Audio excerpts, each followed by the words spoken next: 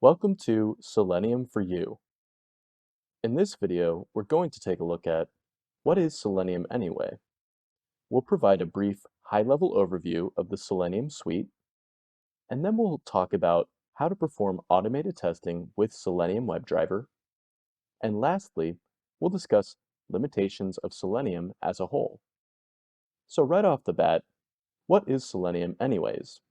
Well, you might have heard it's a tool that automates browsers, but one thing I want to stress is that Selenium itself is not a tool or a framework, but rather, it's a collection of different automated testing tools. So let's go over a brief high-level overview of the Selenium suite. It's essentially four tools, and the very first tool we'll talk about is the Selenium IDE. This is essentially a record and playback tool that was packaged as a Firefox plugin. Next, there's the Selenium Remote Control, or RC, and this is a server for running test scripts and is commonly referred to as Selenium 1.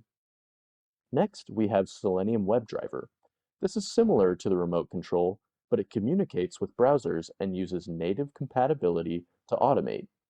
This is referred to as Selenium 2, and also the recently released Selenium 3. The majority of this course will focus on Selenium WebDriver and learn how to use it to automate browsers. And lastly, we have the Selenium Grid.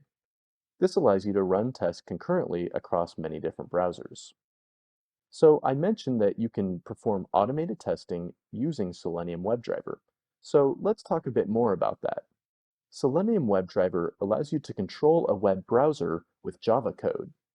You can build easily repeatable actions as scripts that help you mimic everything that you would normally test manually. So you can do everything that a user can do in a browser, but you express that using Java code.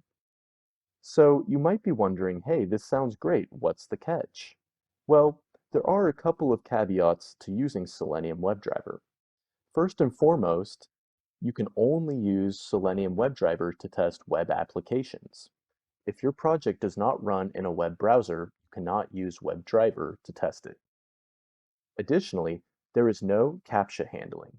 So if you're trying to test some sort of login form or upload form that requires handling a CAPTCHA, you may need to rethink how you can test this. And lastly, there is no official support. However, since Selenium WebDriver is an open source tool, there are plenty of documentations, tutorials, and helpful forums out there for you to get all of your answers.